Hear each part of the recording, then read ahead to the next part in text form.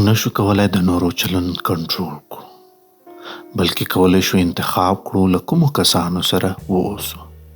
مارکوس اورلیوس. موږ په داسې نړۍ کې ژوند کوو چې ډیری خپل واقعي احساسات د خپلې خندا او په ظاهر صفتونو او ټوکو تر شا پټوي او په ظاهر یې ځان یو رښتینی ملګری معرفي کوي. حسادت یا بخل هغه څه ده چې ډیری وخت مخفي پاتې کیږي ځکه اعتراف کول یې سخت دي، اما دا احساس خپل ځان په غبرګونونو او کړنو کې ښیي. که دقت ورته وکړو ډیر په اسانۍ یې پیژندلی شو. په دې ویډیو کې ونښانې د بخیلو انسانانو درښایو، هغه څوک چې په ظاهر کې ستاسو دوستان دي اما په حقیقت کې ستاسو بریا نشي زغملی. د رواقي فلسفې ته په کتو سره پوهیږو چې څنګه دا ناسالمه اړیکه وپیژنو. د ځان لپاره حد او مرز وټاکو او په ځان باور وساتو. لومړی غبرګون. د بخیلو انسانانو لومړی غبرګون ټوکې ستاسو له عیبونو سره دي، ستاسو له نقصونو او د ضعف له نقطو سره دي. هغه خلک چې فقط تاسو سره ټوکې کوي هدف یې تنها خندول نه دي، فقط یو هدف لري: ستاسو کمزوري. دا ډول ټوکې د وخت په تیریدو سره یو ویجاړونکی اثر ستاسو په ذهن او روان باندې کوي. دا ډول ټوکې د مقابل لوري د خپل رواني فشار تخلیه ده چې خپل قهر او حسادت نشي کولای په مستقیمه توګه ظاهر کړي. هغه ټوکې چې په ظاهر کې ډیر ساده ښکاري اما حقیقت یې ستاسو د عزت نفس په طرف یو غشی ده. هغه ټوکې چې تاسو نه خندوي بلکې تاسو په زړه کې په غشو ولي. دا هغه څوک دي چې د طنز په بڼه ستاسو عزت نفس له منځه وړي. د رواقي فلسفې له مخې اجازه باید ورنکړو چې د خلکو خبرې زموږ روح ته ضعیف کړي.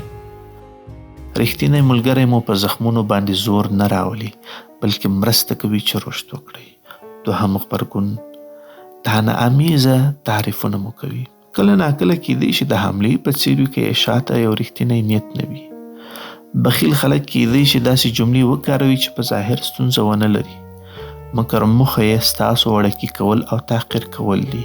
دا ډول غبرګون د ناکامي منل ستاسو د خوشبختي او بریا په مقابل کې دي. اصل کې هغوی د خپل ځان خطر ستاسو په تعریف او صفت کموي. هغه چې په زړه کې له تاسو تهدید لري نشي کولای په رښتینې توګه ستاسو تعریف وکړي. دریم غبرګون د حسد کوونکو خلکو دا دی چې تاسو نادیده نیسي او غواړي حذف مو کړي له مجلسونو او برنامو څخه. دا خلک اکثره تاسو د مجلسونو او برنامو او تصمیمونو څخه لرې ساتي. دا غبرګون ډیر نرم او پرته له شور ماشوره ترسره کوي، مګر اغیزه یې پر تاسو ډیره درنه تمامیږي. نادیده نیول په اوږدمهاله کې د بې ارزښتۍ حس رامنځته کوي. په یوه سالمه اړیکه کې باید ستاسو ځای معلوم وي، نه مشروط په منفعت یا رقابت باندې. د رواقي فلسفه وایي چې د نورو په تایید او حضور پسې ځان مه تړئ، اما په ورته وخت کې د ردولو نښانې هم نادیده مه نیسئ. څلورم غبرګون. تر ټولو مهم غبرګون د بخیلو خلکو دا ده چې ستاسو په مهم وخت کې هیڅ ډول مرسته او حمایت ستاسو نه کوي. هغه وخت چې دا تمه لرئ یو ملګری ستاسو ترڅنګ وي، د یوې پروژې پیل کول یا د یوې بریا اعلانول یا هم حتی په سخت او بحراني حالت کې. دا وخت کې حسود یا بخیل افراد غایب وي، نه درته مبارکي وایي، نه مو تشویق کوي، نه مو حتی ملتیا کوي. هر ډول مشارکت او حمایت له تاسو دوی ته آزار او اذیت رسوي. کله چې سختي مخته راځي حقیقي ملګري هلته سر راپورته کوي. کله چې په سخت وخت کې یاست او ملګري مو ناپدیده شي وخت یې ده چې په اړیکه له سره غور وکړئ. کله چې هر څه سم وي شاوخوا دې له خنداګانو ډکه وي، پیغامونه، زنګونه وي، میلمستیاوې وي، اما کله چې شرایط سختیږي هغه څوک چې تاسو درکوي راڅرګندېږي. په سختیو کې حقیقي اشخاص پیژندل کیږي. د رواقي د فلسفې له مخې بهترین وخت د خلکو ته پیژندلو لپاره د سختي وخت. پنځم غبرګون د بخیلو خلکو دا ده چې په تاسو پسې خبرې او شایعات خپروي. شایعه یو خیانت دی. څوک چې مو احترام کوي په غیاب کې مو دفاع کوي، نه دا چې پښې مو وهي. په دې پوه شئ چې څوک دا کار ترسره کوي ښه دا ده چې رابطه ورسره ختمه کړئ. هیڅ یو څیز لکه خیانت له اعتماد سره اړیکه نه زهرجنه کوي. کله چې د مخامخ خبرو په ځای له تاسو سره ستاسو په غیاب کې خبرې کوي، یعنی د ملګرتیا اصولو ته ژمن نه دي. شایعات خپرول یو خیانتي غبرګون دی چې له بخل او له ناتواني څخه د مقابل لوري راځي.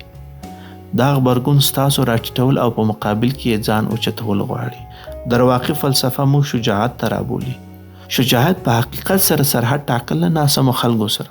شپږم غبرګون تقریبا یو مشترک غبرګون د بخیلو خلکو په منځ کې دا ده چې فزیکي او احساسي فاصله نیول.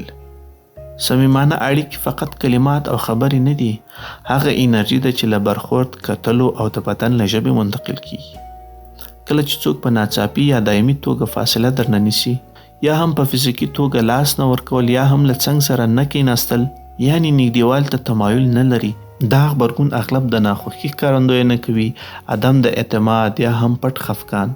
د بدن ژبه یو رښتینې ښکارندویي د احساساتو ده. په انساني اړیکو کې سکوت، فاصله نیول، له زرګونو کلمې زیاتې خبرې دي.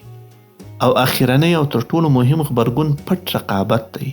بخیل انسان کیدای شي په ظاهر اصلا ځان رقیب ونه ګڼي، اما کله چې تاسو یو څه لاس ته راوړئ، ژر په هغه لارو پسې ګرځي چې دی یې هم لاس ته راوړي، یا هم حتی له هغه نه بهتر یې. هدف یې رشد نه ده، مقایسه ده. ژوند یې په یو پټه مسابقه بدلیږي له تاسو سره، پرته له دې چې ته له دوی سره رقابت وکړي. بخیلتوب یعنی د ټیټوالي احساس. بخیل انسانان له دې ډاریږي چې ته له دوی مخکې لاړ شي، ډیر مشهور شي یا محبوب شي. دا تهدید په ناخودآګاه توګه حس کوي او پرته له دې چې الهام واخلي، په تخریب او ځان مهم نیولو شروع کوي. په واقعیت کې تاسو هغه آینه یاست چې دوی په تاسو کې خپل کمبودي وي او ضعفونه ګوري. د دې نښانو تشخیص په شروع کې شاید دردناک وي، ځکه بعض وخت هغه خلک د دوی په منځ کې وي چې کلونه ورسره خاطرې لري، اما ستا د روح او روان سلامتي بهتر له هغه څه ده چې ته ورته خپل زړه وخوري. بخیلتوب ډیر خاموش او تر پوست لاندې وي، اما که مو سترګې د زړه او سر خلاص وي، کولی شئ ویې پیژنئ. د نورو بخیلتوب تل هم بده نښانه نه ده. په حقیقت کې ډیری وخت دا څرګندونه کوي چې لاره او مسیر مو سم دی، چې رشد کوئ او لیدل کیږئ. فقط پام مو وي چې انرژي مو چیرته مصرفوئ. له هغه خلکو سره وخت تیر کړئ چې بریا مو ولمانځي، نه دا چې ستا په بریا خفه شي. هو پوهیږم د داسې نښو تشخیص دردناک وي، اما په یاد ولره ته د خپل سلامت روان او عزت نفس طرف ته حرکت کوي، او تاسو خپل ځان ته درناوی کوئ او غواړئ هغه انسانان پیدا کړئ چې تاسو ته مثبت انرژي درکوي، نه هغه خلک چې پټ حسادت او نفرت لري. د رواقي فلسفه موږ ته دا زده کوي چې قوي اوسه او خپلو ارزښتونو ته احترام وکړه. په یاد ولره ملګریه، ژوند تر هغه څه ډیر لنډ دی چې له اشتباه انسانانو سره یې تیر کړي.